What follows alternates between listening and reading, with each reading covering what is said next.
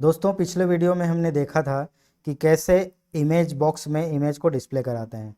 जब हम combo box से कोई रिकॉर्ड को सेलेक्ट करते हैं तो उस रिकॉर्ड का जो एम्प्लॉय आईडी है उस आईडी के नाम से हमारे एक स्पेसिफिक फोल्डर में इमेज को सर्च करता है और उस एम्प्लॉय का जो उसका जो इमेज है, उसकी जो फ़ोटो है, उसको यहाँ पर इमेज बॉक्स में शो करता है।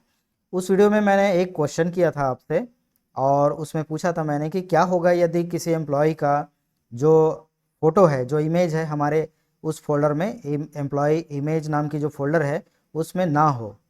डेफिनेटली वो एक एरर जनरेट करेगा, क्योंकि हमारे जो एम्प्लॉय के जो फ़ोटोज़ हैं वो हमारे एम्प्लॉय, उसके जो एम्प्लॉय आईडी हैं उसके नाम से सेव रहते हैं और हमारा प्रोग्राम उसकी इमेज को एम्प्लॉय आईडी के नाम से सर्च करता है उस स्पेसिफिक फोल्डर में।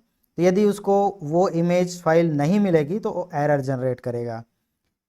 तो आज हम देखेंगे इस वीडियो में इस एरर को कैसे हैंडल करते हैं। नमस्कार दोस्तों, मैं वीरेंद्र भानु, जो कि एक वीबीए और विजुअल बेसिक का प्रोग्रामर हूं और इस फील्ड में मैंने कई रियल प्रोजेक्ट्स बनाए हैं और अपने एक्सपीरियंस को आपको शेयर करना चाहता हूं। तो चलिए इस वीडियो की शुरुआत करते हैं। तो चलिए सबसे पहले मैं रन करके बताता हूं कि यदि किसी एम्प्लॉय की जो इमेज है वो अवेलेबल नहीं है हमारे फोल्डर में तो वो क्या एरर जनरेट करता है। तो रन करते हैं।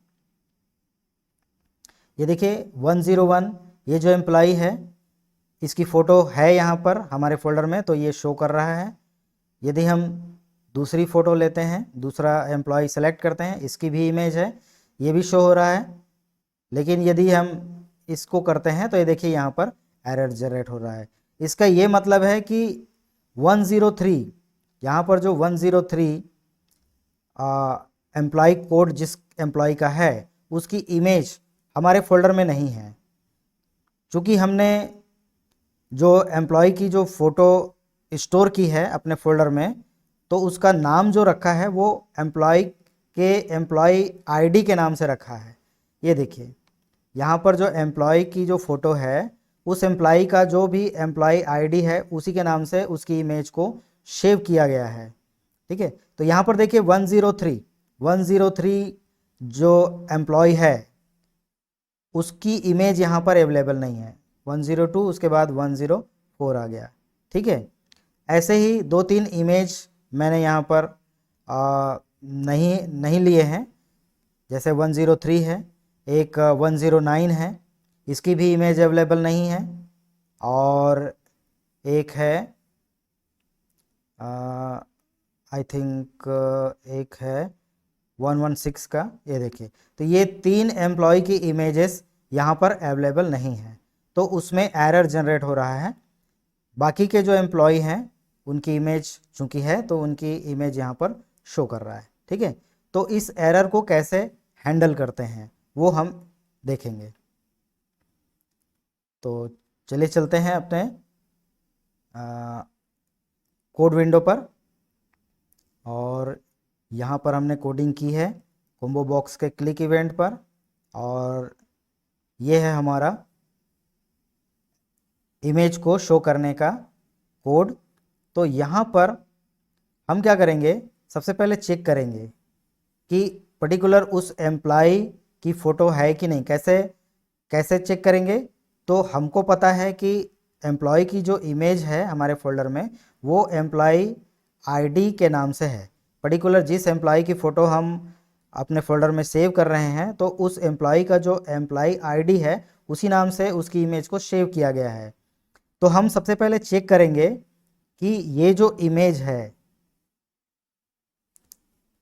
इमेज है वो हमारे फोल्डर में है कि नहीं। तो उसको कैसे चेक करेंगे, इफ़ कंडीशन लगाएंगे और एक dir फंक्शन होता है।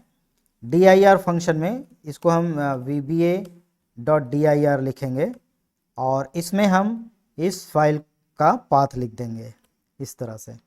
तो यदि ये पाथ जो हम दिए हैं, जो फाइल का पाथ दिए हैं, ये फाइल उस फोल्डर में है तो ये उस फाइल का नाम रिटर्न करेगा और यदि नहीं है तो एम्प्टी स्ट्रिंग यानी एक खाली स्ट्रिंग रिटर्न करेगा। तो हम इसको चेक कर लेते हैं कि ये जो पाथ है, ये जो फंक्शन है dir का फंक्शन, ये एम्प्टी रिटर्न नहीं करता है, तभी हम इसको शो कराएंगे अपने इमेज बॉक्स में। और यदि ये एम्प्टी रिटर्न करता है तो हम यहाँ पर कोई ऐसा इमेज ले लेंगे जो हमको बताएगा कि इमेज नहीं है, इमेज नॉट अवेलेबल, ऐसा एक मैसेज का इमेज बना लेंगे। कहीं पर आप लिख लेंगे, उसका स्क्रीनशॉट ले लेंगे या स्नाइपर टूल से उसको कटिंग करके उसको सेव कर लेंगे एक इमेज के रूप में। तो यदि किसी फाइल किसी एम्प्लॉय की फ़ोटो नहीं है, किसी पर्टिकुलर एम्प्लॉय आईडी की फ़ोटो नहीं मिलेगी, आप नहीं मिलती है आपको, तो आपको उस एरर वाले इमेज को शो करा देना है। तो यही होगा उसकी कोडिंग। इसी को कॉपी कर लेते हैं और यहाँ पर हमको उस पर्टिकुलर फाइल को, जिस फाइल को हमने एरर के लिए बनाया हुआ है, जैसे मैंने बनाया हुआ है यहाँ पर, एक मिनट में चेक कर लेता हूँ।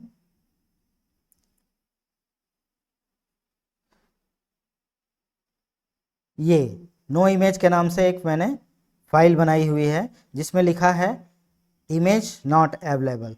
तो ये नो इमेज डॉट जेपीजी को यहाँ पर सेट कर देते हैं। तो इसको हटा देते हैं एम्प्लॉय आईडी को और यहाँ पर उसका नाम लिख देते हैं नो इमेज। तो नो इमेज पर जो ग्राफिक्स है जिसमें लिखा है इमेज नॉट अवेलेबल, वो शो हो जाएगा। ठीक है, तो एक बार मैं और इसको एक्सप्लेन कर देता हूँ। यहाँ पर हमने कंडीशन लगाया, dir फंक्शन लगाया, जो चेक करता है कि इसके अंदर जो पैरामीटर्स दिया हुआ है, जो कि एक फाइल का नाम है उसके पूरे पाथ सहित, वो उस डायरेक्टरी में, जो पाथ यहाँ पर दिया गया है उस डायरेक्टरी में वो फाइल है कि नहीं।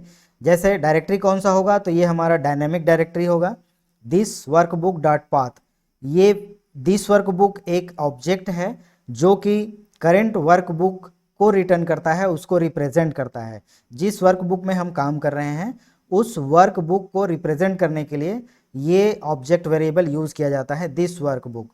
तो दिस वर्कबुक का जो पाथ है उसको हम पहले ले लेंगे, चाहे ये किसी भी फोल्डर में हो, उसका पाथ निकाल लेगा। और उसके बाद उसके अंदर में हमारा इमेज, जहाँ पर हमने इमेज को कलेक्ट करके रखा है, उस फोल्डर का नाम रहेगा। और उसके बाद एम्प्लॉय आईडी, जो कि हमारा एम्प्लॉय की जो फ़ोटो हमने सेव कर रखी है वो एम्प्लॉय आईडी के नाम से सेव कर रखी है, उसका फॉर्मेट है जेपीजी। यदि ये फाइल अवेलेबल नहीं है, कैसे पता चलेगा, तो ये dir हमको रिटर्न करेगा एम्प्टी स्ट्रिंग, खाली स्ट्रिंग रिटर्न करेगा। तो यदि खाली स्ट्रिंग रिटर्न नहीं कर रहा है, इसका मतलब कि वो फाइल है तो उस फाइल को शो करो यहाँ पे इस लाइन में। और यदि वो फाइल नहीं है, यानी कि यदि वो एम्प्टी स्ट्रिंग रिटर्न कर रहा है हमारा dir फंक्शन, तो जब एम्प्टी स्ट्रिंग रिटर्न कर रहा है इसका मतलब कि वो इमेज हमारे पास नहीं है। तो इमेज नहीं है तो एरर जनरेट हो रहा है अभी फ़िलहाल। तो एरर जनरेट ना करके यदि वो फाइल नहीं मिलती है तो हमको ये वाली फाइल शो करो, जो कि है नो इमेज के नाम से। ठीक है, तो इस तरह से इस एरर को हैंडल किया जाता है। अब चेक करते हैं। यहाँ पर हाँ, एंड इफ हमने नहीं लगाया, एंड इफ, तो एरर आया था। फिर से इसको रन करते हैं। ये देखिए इनकी फ़ाइल अवेलेबल है, तो जो भी फाइल है इनकी एम्प्लॉय आईडी के नाम से उसको शो किया जा रहा है। अब 103 हमारे पास नहीं है, तो इस पर किसको डिस्प्ले करेगा, ये देखिए इमेज नॉट अवेलेबल। इस एम्प्लॉय की इमेज हमारे पास अवेलेबल नहीं है, इसलिए हमने यहाँ पर एक ऐसा ग्राफिक्स बना के रखा है स्पेशली इमेज नॉट अवेलेबल के नाम से, उसको शो कर रहा है। तो हमारे पास जो एम्प्लॉय की फ़ोटो नहीं है उसमें ये वाली जो इमेज नॉट अवेलेबल वाली जो फ़ोटो है उसको डिस्प्ले करेगा। तो 109 को देखते हैं, इसकी भी इमेज हमारे पास नहीं है, तो यहाँ पर भी देखिए इमेज नॉट अवेलेबल आ रहा है। और 114 की इमेज है हमारे पास, तो ये डिस्प्ले कर रहा है। और उसके बाद 116 की इमेज हमारे पास नहीं है, तो इस पर भी इमेज नॉट अवेलेबल के नाम से शो करेगा।